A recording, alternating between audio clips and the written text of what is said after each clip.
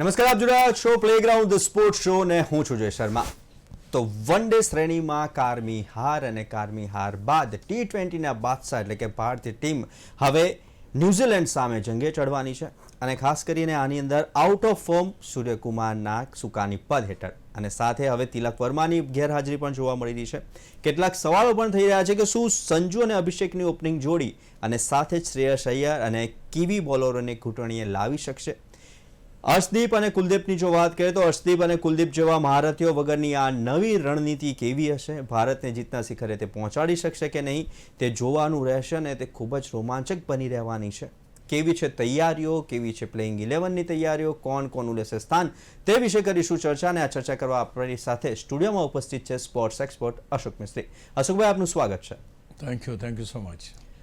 અશોકભાઈ, playing 11 કેવી રહેશે team, કોનું લેશે સ્થાન, કોણ નથી આ ટીમમાં, તે વિશે ચર્ચા કરીએ તે પહેલા જોઈએ એક ખાસ રિપોર્ટ. ભારત વન ડે શ્રેણી હાર્યું. હવે T20માં પોતાનું આધિપત્ય જાળવવા માટે આઉટ ઓફ ફોર્મ સૂર્યકુમારની કેપ્ટનશીપમાં ન્યૂઝીલેન્ડ સામે T20 શ્રેણી રમવા મેદાને ઉતરશે. ICC ટોપ રેન્કર T20 બેટર તિલક વર્માની ન્યૂઝીલેન્ડ સામેની શ્રેણી નથી રમવાનો, ત્યારે તેના સ્થાને કોણ તેની ચર્ચાએ જોર પકડ્યું છે. હવે શુભમન ગિલ તો ટોપ ઓર્ડરમાં નથી, એટલે સંજુ અને અભિષેક પરફેક્ટ ઓપનિંગ પાર્ટનર બની શકે તેમ છે.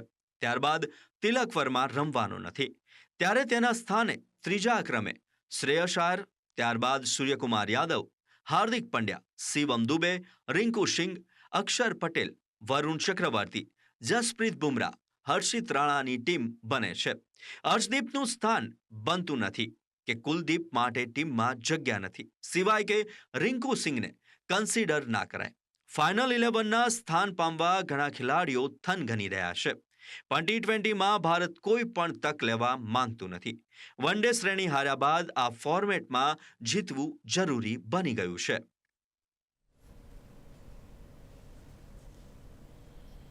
તો અશોકભાઈ, ભારત અને ન્યૂઝીલેન્ડ વચ્ચેની શ્રેણી તો કારમી હારનો સામનો કર્યો. હવે શરૂ થઈ રહી છે શોર્ટ ટર્મની ક્રિકેટ T20 અને T20ની અંદર જીતવા માટે કેટલો રોમાંચ જોવા મળી રહ્યો છે અને આ જીત કેમ જરૂરી છે અને સાથે જ બંને ટીમો કઈ રીતે સરખાવી શકાય, ખાસ કરીને ભારત પર અત્યારે જે પ્રેશર છે એક હારનું અને આ જે સિરીઝ ચાલુ થઈ છે તેની અંદર જીતનું, શું કહેશો? પહેલી વસ્તુ તો ભારત નંબર 1 ટીમ વન ડેમાં અને T20માં છે. વન ડેની શ્રેણીમાં ન્યૂઝીલેન્ડે આખી ટીમના જે 8 ખેલાડીઓ નવા લઈને આ ટીમ અહીંયા આવી હતી અને તદ્દન નવોદિતો સાથે મેચો રમીને ભારતને જે શ્રેણી હાર આપી છે એ કારમી હાર કહેવાય મારી દ્રષ્ટિએ.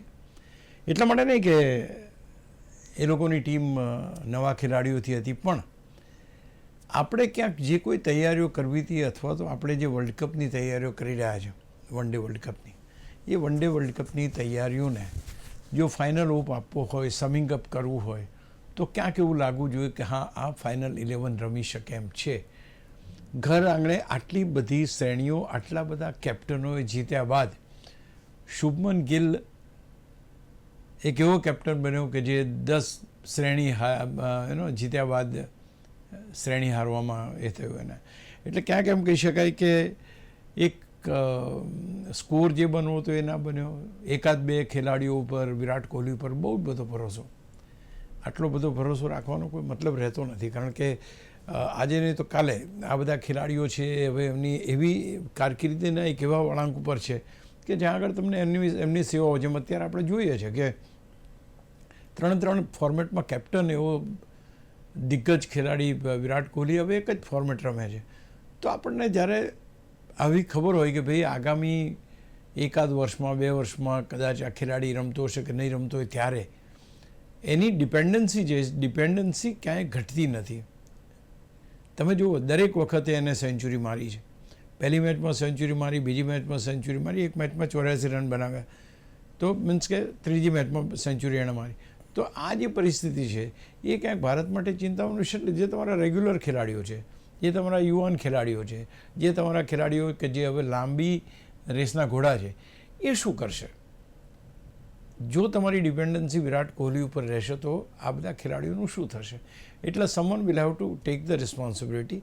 અને એટલે આપણે જ્યાં નંબર 1 હતા એ ફોર્મેટમાં ભારતને ઘર આંગણે હરાવ્યું. 2024માં આવ્યા આપણને ટેસ્ટ મેચમાં હરાવી ગયા, 2026માં આવ્યા તો આપણને વન ડેમાં હરાવી ગયા. હવે ન્યૂઝીલેન્ડની જે ટીમ છે, નવોદિતોની ટીમ છે, નવા ખેલાડીઓ છે. હવે તો નો ડાઉટ કે T20માં તો બીજા ખેલાડીઓ જોડાય છે, એમના જે સિનિયર ખેલાડીઓ છે, તો ક્યાંક પરિસ્થિતિ અલગ હશે. તો એ ટીમ સામે જો આપણે શરણે થઈ જઈએ તો આપણું જે અભિયાન છે એ અભિયાન વર્લ્ડ કપ જીતવાનું એ ક્યાં જઈને અટકે? તો હવે now we are coming into the T20 format. One day format હાર્યા છે એટલે T20 ફોર્મેટમાં જીતવું પડે એ તો સ્વાભાવિક છે, કારણ કે T20નું ફોર્મેટ એ ભારતનું ગમતું ફોર્મેટ છે. અને એની સાથે સાથે ભારતનો રેકોર્ડ પણ એમાં ઘણો સારો છે. ઇવન બંને દેશોની સરખામણી તમે જુઓ તો 25 મેચોમાંથી 15 અને 10નો રેશિયો છે, એટલે 14 અને 10નો. તો ક્યાંક ને ક્યાંક આપણો હાથ ઉપર છે. પણ ગઈકાલે તમે નહોતા, અમે દાખલો આપ્યો તો ભારત વર્લ્ડ ચેમ્પિયન થયું એનો, કે ન્યૂઝીલેન્ડ કેમ ના જીતી શકે. ભારત પણ એટલી જાણીતી ટીમ નહોતી, છતાંય ચેમ્પિયન બન્યું હતું. તો ન્યૂઝીલેન્ડ એ રીતે ચેમ્પિયન બન્યું. એમ અહીંયા આગળ પરિસ્થિતિ એવી છે કે ભાઈ આપણે વન ડેમાં હાર્યા છીએ. હમણાં રિસન્ટલી આપણે ઘણું બધું હારવાનું થાય છે. સાઉથ આફ્રિકા સામે આપણે 2 ટેસ્ટ મેચોની શ્રેણીમાં વ્હાઇટ વોશ થયો. 2024માં ન્યૂઝીલેન્ડ વ્હાઇટ વોશ કરી ગયું આપણું.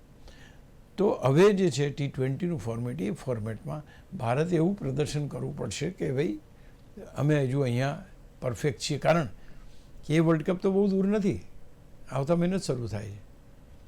એટલે અહીંયા આગળ આ 5 જે મેચો છે એ 5 મેચોમાં બંને ટીમો એમની વર્લ્ડ કપની ટીમ ઉતારશે. બંને ટીમો મજબૂત ક્રિકેટ રમશે. અને એ વખતે કોણ ક્યાં કેવું ક્રિકેટ રમે છે આ 5 મેચોમાં, એ તમારી વર્લ્ડ કપમાં તમારી સ્થિતિ શું હશે એનો ચિતાર આપશે. કારણ કે આ નેટ પ્રેક્ટિસ છે એના પહેલાંની, ટ્રેલર છે. તો અહીંયા આગળ તમારે જોવું પડશે કે તમે કેટલું સારું રમો છો. અને બીજી સૌથી મહત્ત્વની વાત, what we are always talking what is consistency. કોણ તમારો ખેલાડી છે કે જે કન્ફર્મ કે આ તો યાર આવે એટલે જામી જાય, like Mitchell, like Virat Kohli, કે આવે એટલે 50-60 રન તો એના પાકા. એવા ખેલાડીઓ તમારે શોધવા પડશે. એક છગ્ગો મારીને બીજા બોલે પેવેલિયનમાં જાય એ નહીં ચાલે. તો હું માનું છું કે આ બધી જ પરિસ્થિતિઓને આપણે જોઈએ તો જે ટીમ હવે T20 રમવા માટે મેદાને ઉતરે છે એની ઉપર ભાર રહેશે. કારણ કે એમની ઉપર ભલે કેપ્ટન બદલાયા, કોચ તો એના એ જ છે. એટલે ગમે તેમ કરીને આપણે શ્રેણી સરભર કરવી પડશે. શ્રેણી ઇન ધ સેન્સ કે એક એ લોકો જીત્યા, એક આપણે જીતીએ એ રીતે. તો હું માનું છું કે દબાણ છે, અને સૂર્યકુમાર ઉપર દબાણ છે કે જે તમે હમણાં જ કહ્યું કે ઘણા બધા વખતથી એ સારું નથી રમી શકતા. બટ ક્રિકેટની પરિભાષામાં કંઈ કહેવાય નહીં, કારણ કે વિરાટ કોહલીની જે રીતે T20 વર્લ્ડ કપની ફાઇનલ હતી એમાં 76 રન એમણે જ માર્યા, બાકી કોઈ ખેલાડી નહોતો રમ્યો. તો આ પરિસ્થિતિઓ અહીંયા ના સર્જાય. અને ડિપેન્ડન્સી હવે કે વિરાટ કોહલી તો આ ટીમમાં છે નહીં, T20 ટીમમાં તો હવે બધા નવોદિતો છે. નવોદિતો ઇન ધ સેન્સ કે યંગ ખેલાડીઓ છે. તો એ ખેલાડીઓમાં કેટલું સારું કામ કઢાવી શકે છે સૂર્યકુમાર યાદવ, એ જોવાનું રહેશે. અને ખાસ કરીને આ 5 મેચોની શ્રેણી which is going to be very very important. આ એક પ્રેક્ટિસ છે, એક નેટ પ્રેક્ટિસ છે, અથવા તો પ્રેક્ટિસ મેચો છે એ રીતે છે. એટલે આઈ થિંક ભારત ઉપર યસ દબાણ હશે કે આ શ્રેણી તો ભારતે જીતવી પડે. હા, નોર્મલ કેસમાં આપણે કહીએ કે આપણે જ જીતીએ છીએ, બરાબર, આઈ એગ્રી વિથ યુ. પણ જ્યાં પરિસ્થિતિ આપણે જ જીતીએ છીએ, પરિસ્થિતિમાંથી આપણે હમણાં એક ફટકો ખાધો હોય તો અમે થોડું કોશિયસ તો ભારતે રહેવું ચોક્કસ પડે. અશોકભાઈ, એક બાજુ ઇન્ડિયા ઉપર પ્રેશર છે અને હર વખતે આપણે જોઈએ છીએ કે કોઈક સિરીઝ ચાલુ થવાની હોય કે સારી મેચ રમાવાની હોય અને ત્યારે કોઈક ના કોઈક ઇજાગ્રસ્ત થાય છે. જેવી રીતના ન્યૂઝીલેન્ડની શ્રેણી પહેલાં જ વોશિંગ્ટન સુંદર અને તિલક વર્મા પણ ઇજાગ્રસ્ત થયા છે, શ્રેણી ગુમાવી છે. અને આ ખેલાડીઓની હવે કેટલી ખોટ પડી શકે છે અને તેમની જગ્યાએ અત્યારે શ્રેયસ આયર છે અને બિશ્નોઈનું નામ ટીમમાં આવવું કેટલું મહત્વ? પહેલી વસ્તુ તો તમે જે વાત કરી કે ભાઈ ઈજાગ્રસ્ત થવું કેટલું મોંઘું પડી શકે, ધીસ ઇઝ વેરી બેડ લક કહેવાય કોઈ પણ ટીમનું કે એના મહત્ત્વના ખેલાડીઓ અણીના સમયે ઈજાગ્રસ્ત થઈ જાય. એટલે there are lot of thing. ઘણી પહેલાંના જમાનામાં જ્યારે પ્રેક્ટિસ મેચો રમવા માટે ટીમ ઉતારવાની હોય તો એ ટીમ એટલી બધી મજબૂત ના ઉતારે લોકો. મેઇન જે મુખ્ય ખેલાડીઓ એને એ રમવા ના દે, કારણ કે ક્યાંક કોઈક ઈજાગ્રસ્ત થઈ જાય તો. હવે એટલું બધું ક્રિકેટ રમાય છે. બેઝિકલી ક્રિકેટનો જે ઇન્ફ્લો છે એ વધી ગયો છે. Everybody is busy in playing હવે વેર એન્ડ ટેર થાય છે, શરીર ઉપર અસર થાય છે એની. ભલે ગમે તેટલા તમે યંગ હો, બોડી તો બોડી છે, એના ઉપર તો જે થવાનું છે થવાનું જ છે. એટલે એની ઉપર વેર એન્ડ. જસપ્રીત બુમરાહને ઈજા થઈ, એ બહાર રહ્યો. ત્યાર પછી અત્યારે તમે શ્રેયસ આયરને ઈજા થઈ, એ બહાર રહ્યો. ત્યાર પછી તમે જો ગિલને ઈજા થઈ, એ બહાર રહ્યો. પણ હવેની પરિસ્થિતિ કે જ્યારે આપણી પાસે વર્લ્ડ કપની એક મહિનો બાકી છે, તે વખતે કોઈને ઈજા થાય એ પોસાય એવું નથી. એટલે તમારી વાત બિલકુલ સાચી છે કે જે રીતે Washington Sundar one of the very good allrounder અત્યારે આપણે કહી શકીએ, એના ઈજા તિલક વર્મા આઈસીસી રેન્કિંગની અંદર 1 થી 5માં ટોપ મોસ્ટ ખેલાડી, પહેલો બીજો ખેલાડી કહી શકાય એવો ખેલાડી તિલક વર્મા. આ બંને ખેલાડી. પણ એક વસ્તુ છે કે ઇટ હેઝ બીન ક્લિયર્ડ કે ભાઈ એ માત્ર આ શ્રેણી જ નહીં રમે, વર્લ્ડ કપમાં એ રમશે. એટલે કન્ફર્મેશન ત્યાં આવ્યું છે. હવે અહીંયા નુકસાન શું જાય તમે જુઓ, 5 મેચોની શ્રેણી છે, પ્રેક્ટિસ કરવાની ઉત્તમ તક છે. એ પ્રેક્ટિસમાં તિલક વર્મા છે નહીં અને વર્લ્ડ કપમાં તિલક વર્મા રમશે. આ એક બહુ મહત્ત્વની છે કે અહીંયા તમે ન્યૂઝીલેન્ડ જેવી સારી ટીમ સામે રમીને તમે પ્રેક્ટિસ કરી શકો છો, તમારી ફિટનેસ પુરવાર કરી શકો છો, એવરીથિંગ ઇઝ ધેટ. પણ એ 5 મેચો તમે નથી રમવાના અથવા T20ની શ્રેણી નથી રમવાના, તે વખતે તમારા માટે આ એક બેડ લક છે કે આ થઈ. બીજું, બિશ્નોઈને લાયા છે શ્રેયસ આયરને. હવે શ્રેયસ આયરની વાત કરો. હવે શ્રેયસ આયર તો ટીમમાં છે નહીં, બરાબર. એ વન ડે ટીમમાં આવ્યા ને હવે એ T20. હવે એને ખબર છે કે મારે તો ન્યૂઝીલેન્ડમાં જ રમવાનું, પછી વર્લ્ડ કપની ટીમમાં તો હું છું નહીં. કેટલી અનસર્ટનિટી થાય તમે જુઓ અહીંયા ખેલાડીની. કારણ કે એને ખબર છે કે ભાઈ આ આટલા સ્ટેશન સુધી હું બેસવાનું ગાડીમાં, પછી તો મને ગાડીમાંથી ઉતારી મૂકવાના છે. તો એનું જે માઇન્ડસેટ હોય એ માઇન્ડસેટ કેવું હોઈ શકે. તો 100% જે ભારતને મળવું જોઈએ ને એ ના મળે. સૌથી મહત્ત્વની વાત હું એ ગણું છું કે જે ખેલાડીને જ્યારે એને ખબર હોય કે હું આ 1 કે 2 મેચનો મહેમાન છું અથવા તો ત્યાર પછી મારે નથી રમવાનું, ઇટ ઓલવેઝ ઇફેક્ટ્સ. અને એટલા માટે કન્ફર્મ કરવામાં આવ્યું છે કે ભાઈ પહેલો તો વર્લ્ડ કપ તો તિલક વર્મા રમવાના જ છે. તો હું માનું છું કે આ વસ્તુ પણ એક મહત્ત્વની છે. તમને સારામાં સારો પરફોર્મન્સ મળી બી શકે, ના બી મળી શકે. આ એક તમે ખેલાડીને ટીમમાં રમાડશો દર વખતે તો કોઈ સેન્ચુરી મારી શકવાનું નથી. તો એના ઉપર પણ અસર થાય. અને જે ખેલાડી નથી રમતા એ લોકોએ પ્રેક્ટિસ કરવાની સુવર્ણ તક વર્લ્ડ કપની પહેલાં ગુમાવી છે. એ ક્યાંક ને ક્યાંક ભારતને ભારે પડે. અને અચ્છા, બીજી એક મહત્ત્વની વાત એ પણ છે, આ જે T20ની મેચો છે એ મેચોમાં પણ ભારતે એક્સ્ટ્રા કોશન રાખવી પડશે કે કોઈ ખેલાડી ઈજાગ્રસ્ત ના થાય. કારણ કે આ 5 મેચો પછી સીધો વર્લ્ડ કપ છે. એટલે આ પણ એક બહુ મોટી ચેલેન્જ હશે, મહત્ત્વની જવાબદારી હશે કે ધારો કે જસપ્રીત બુમરાહ છે કે આપણા જે કી પ્લેયર્સ છે, એ કી પ્લેયરમાંથી કોઈને કોઈ તકલીફ થવી જોઈએ નહીં. અને આખો વર્લ્ડ કપ વધારે સારી રીતે રમી શકે એ ધ્યાન રાખવું બહુ મહત્ત્વનું બની રહેશે. અશોકભાઈ, જે તમે કીધું કે વર્લ્ડ કપ આવી રહ્યો હશે, કોઈ ઇજાગ્રસ્ત ના થાય તેનું પણ ધ્યાન રાખવું પડશે. આ મેચો પણ ખૂબ જ મહત્ત્વની છે કારણ કે એક એઝ અ પ્રેક્ટિસ મેચ તરીકે પણ જોઈ શકાય છે. પરંતુ આ બધી જ મેચોની અંદર એક વસ્તુ તો ધ્યાન રાખવું પડશે કે કોઈ પણ આપણો પ્લેયર્સ ઇજાગ્રસ્ત ના થાય. શું કહેશો? વેલ સી, તમે ધ્યાન તો બીજું શું રાખી શકો, પણ તમે એક્સ્ટ્રા એફર્ટ્સ જે કરતા હો, કારણ કે દર is a very big change. એક દ્વિપક્ષીય શ્રેણી છે અને એક વર્લ્ડ કપ છે. World cup is a big event. હવે અહીંયા ધારો કે જેમ તમને યાદ હોય તો વર્લ્ડ કપમાં જે રીતે સૂર્યકુમાર યાદવે કેચ ઝડપ્યો હતો, એટલું રિસ્કી અને એટલું ખતરનાક રીતે, because that was world cup. હવે એવો કેચ ને એ પ્રમાણેની એફર્ટ્સ એ કદાચ દ્વિપક્ષીય શ્રેણીમાં નહીં કરવી જોઈએ. ના કરો તો ચાલે ઇન ધ સેન્સ એટલા માટે કે કોઈ ઈજા ના થાય આપણને. તો આ એક્સ્ટ્રા કોશિયસ તમારે રહેવાનું છે, ફિલ્ડિંગમાં જ રહેવાનું છે કે એવો એક્સ્ટ્રા એફર્ટ્સ ના કરો કે તમે જાણો છો કે ભાઈ આ બોલ આપણા હાથમાં નથી આવ્યો, ઓકે, પછી એના ઉપર એટલો બધો પ્રયત્ન કરવો. આજે તમે ઢસલાવો છો કે તમે એક સાઈડ પડો છો કે તમારા શોલ્ડર ઉપર ઈજા થાય છે, પગમાં ઈજા થાય, એ પહેલાં એમ કહેશે કે ભાઈ તમારે 1 મહિનો નથી રમવાનું, પતી ગયું, તમારો વર્લ્ડ કપ જતો રહેશે. તો આ એક અગત્યની વસ્તુ છે કે તમારા પ્લેયર્સ છે, પ્લેયર્સની ફિલ્ડિંગની અંદર, બોલિંગની અંદર, એમને મીન્સ મેદાનો જે આપવામાં આવ્યા છે એની ઉપર બધી વ્યવસ્થિત એ થાય અને જેથી કરીને એ લોકો સારી રીતે બોલિંગ બેટિંગ કરી શકે. ક્રિકેટનો કોઈ સવાલ નથી, ક્રિકેટ તો તમારે રમવું જ પડશે, પણ ઘણા આપણે એક્સ્ટ્રા એફર્ટ્સ કરતા હોઈએ છીએ. ઘણી વખત ડાઈવ મારીને જોરદાર.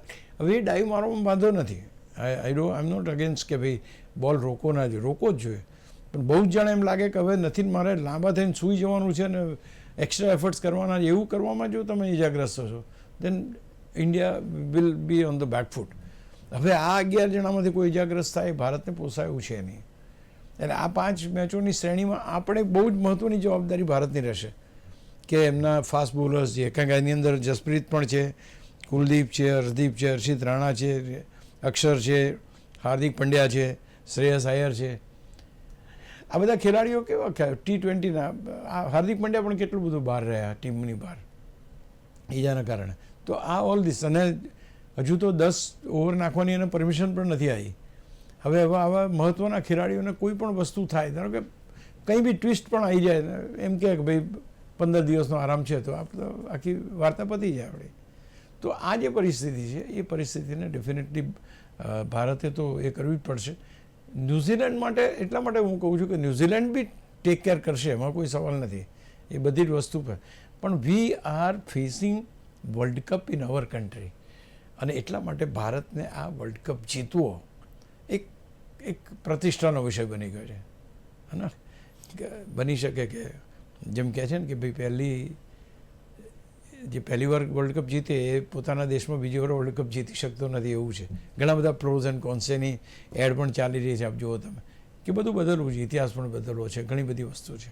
તો એ બધું જો કરવું હોય તો એક ફિટનેસ એક મહત્ત્વનું પોઈન્ટ છે, that will have to ensure that we all are fit and fine for the World Cup. અશોકભાઈ, હવે ટીમ અને કેપ્ટનની વાત કરીએ તો આઉટ ઓફ ફોર્મ ચાલી રહ્યા છે સૂર્યકુમાર, અને સૂર્યકુમારની સુકાની પદે જ આ મેચ રમાવાની છે. સૂર્યકુમાર યાદવે છેલ્લી 22 મેચોની વાત કરીએ અશોકભાઈ, તો 50 પણ ક્રોસ નથી કર્યા. તો કેટલું કન્સર્ન ભારતની ઇન્ડિયા ટીમ માટેનું, અને સાથે જ કેટલો ફોર્મમાં આવવાની તેની શક્યતાઓ જોવા મળી રહી છે? કોઈ પણ કેપ્ટન અથવા તો મહત્ત્વનો batter, because he is a batsman, pure batsman છે, એ આઉટ ઓફ ફોર્મ હોય, અને ખાસ કરીને કેપ્ટન આઉટ ઓફ ફોર્મ હોય, તો આઈ થિંક ટીમ ઉપર એની નેગેટિવ અસર થાય. તમે આજે 22ના રન રેટથી 12 રનના 12.84ના એવરેજથી રમી રહ્યા છો, અને 22 મેચોથી તમે રમો છો એ પ્રમાણે. બીજો કોઈ ખેલાડી જો ના રમતો તો તમે એને ચોક્કસ રિપ્લેસ કરી દીધો હોત, કારણ કે એ કેપ્ટન છે એટલે રિપ્લેસ ના થઈ શકે. બીજું કે T20નો મહત્ત્વનો ખેલાડી છે, એ પણ વાત બરાબર છે, પણ એ જ્યારે મેદાન ઉપર ઉતરે છે તો ફાસ્ટ બોલિંગ સામે બીટ થાય છે, મૂવમેન્ટ સાથે બીટ થાય છે, સીધા શોટ્સ રમી શકતો નથી, ઓન સાઇડ એક સાઈડ ઉપર એ રમે છે, અને કવર્સ અને પોઈન્ટની અંદર રમવાનું ઓછું છે. તો there are lot of concerns coming up. આજે એવું છે કે તમે જ્યારે, હું ઘણીવાર કહું છું, વેન યુ બીકમ પ્રેડિક્ટેબલ, મને યાદ છે સુરેશ રૈનાની કેરિયર ખલાસ થવામાં એનો જે શોટ છે બેકવર્ડ સ્ક્વેર લેગમાં આઉટ થવાનો જ શોટ છે, કે ભાઈ એને શોર્ટ પિચ બોલ નાખો એ ત્યાં સ્ક્વેર લેગ કે બેકવર્ડ સ્ક્વેર લેગમાં આઉટ થઈ જાય. પ્રિડિક્ટેબલ ના બનો તમે. જો તમે પ્રિડિક્ટેબલ બનશો તો પ્રોબ્લેમ થશે. અને સૂર્યકુમાર યાદવનો પ્રોબ્લેમ એ છે કે ટેસ્ટ રમ્યો, વન ડે રમ્યો, હવે આ T20 એક જ બાકી રહ્યું છે. એટલે કે સૂર્યકુમાર યાદવનું અસ્તિત્વ ક્રિકેટ સાથેનું એ આ T20 છે. તો આઈ થિંક, અને આ જે ટુર્નામેન્ટ છે બહુ મોટી ટુર્નામેન્ટ છે, તો સૂર્યકુમાર યાદવનું ફોર્મમાં ના હોવું એનો અર્થ એ થયો કે તમે 10 ખેલાડી રમી રહ્યા છો. અશોકભાઈ, હવે બેટિંગ ડિપાર્ટમેન્ટની વાત કરીએ તો બેટિંગ ડિપાર્ટમેન્ટમાં અભિષેક છે, સંજુ છે, સૂર્યા છે, શ્રેયસ અને હાર્દિક. કેટલી મજબૂત બેટિંગ લાઇનઅપ છે.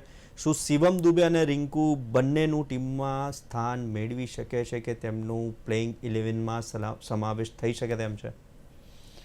પહેલી વસ્તુ તો તમારા 5 ખેલાડીઓ જે છે, અભિષેકને તમે લઈ લો, કે સંજુ સેમસનને લઈ લો, શ્રેયસ અય્યરને લઈ લો, હાર્દિક પંડ્યા અને સૂર્યકુમાર યાદવ, આ 5 ખેલાડીઓ તમારા જોરદાર છે, જબરજસ્ત છે, અને ખાસ કરીને પ્યોર બેટર્સ જે ખેલાડી છે, માત્ર બેટિંગ કરે છે. હાર્દિક પંડ્યા આપણે ઓલરાઉન્ડરમાં લઈએ, એની ઉપર જવાબદારી રહે છે કે ટીમનો જે સ્કોર છે એ ટીમના સ્કોરનો 70 થી 75, 70% જે પોર્શન છે એ 4 ખેલાડીઓએ રન્સ બનાવવા પડે. પાવર પ્લેની અંદર કેટલો સારો સ્ટ્રાઇક રેટ જાળવી શકાય એ પ્રમાણેની તમારે જોગવાઈ કરવી પડશે કે ભાઈ તમે પાવર પ્લેમાં કેટલા રન કરો છો. કારણ કે અહીંયા તો તમારી પાસે 2 જ ખેલાડી બહાર હોય છે, એટલે એવા ખેલાડીઓ કે જે ખેલાડીના માથા ઉપરથી રમી શકતા હોય, I think they should be given more preference. એટલે અહીંયા આગળ બેટિંગ ભારતની સારી છે. કોઈ વર્લ્ડ ચેમ્પિયન ટીમ છે એટલે એવી કંઈ સવાલ નહીં, નો ડાઉટ કે એની અંદર રોહિત નથી, વિરાટ નથી, જયસ્વાલ નથી, સિરાજ નથી, આ બધા ખેલાડીઓ વર્લ્ડ કપની ટીમમાં તો આવવા નથી. પણ તે છતાંય આપણે એને વર્લ્ડ કપ વિનર ટીમ જ છે, કારણ કે ઇન્ડિયા ઇઝ વર્લ્ડ કપ જીતી ચૂક્યું છે. તો આ જે ખેલાડીઓ છે તો અહીંયા જોવું પડશે કે ભાઈ કેટલી સારી એ લોકો બેટિંગ કરે.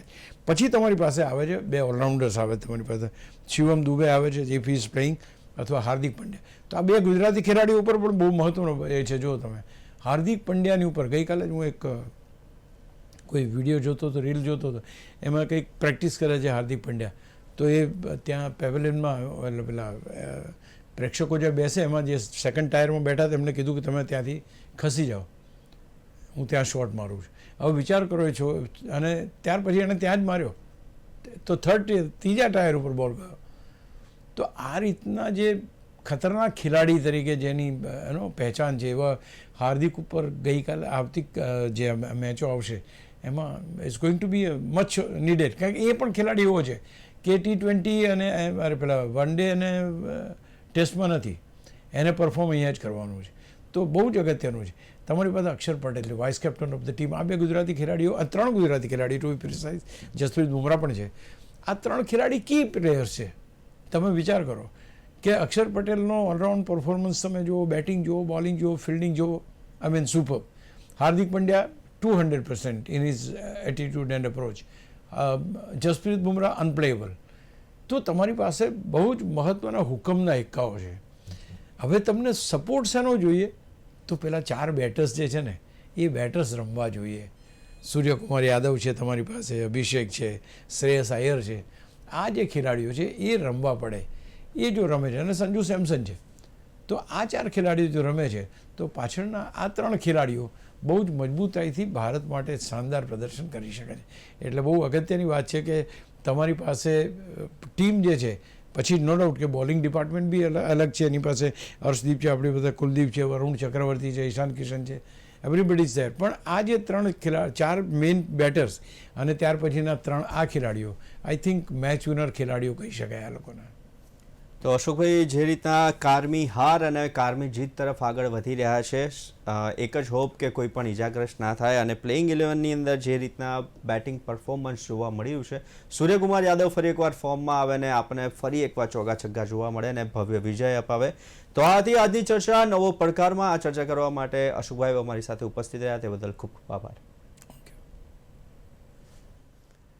તો આવી જ રીતના દરેક સ્પોર્ટ્સ ઇવેન્ટ્સના પ્રિવ્યૂ, રિવ્યૂ, એનાલિસિસ અને ડિસ્કશન માટે જોતા રહો પ્લેગ્રાઉન્ડ ધ સ્પોર્ટ્સ શો. નમસ્કાર.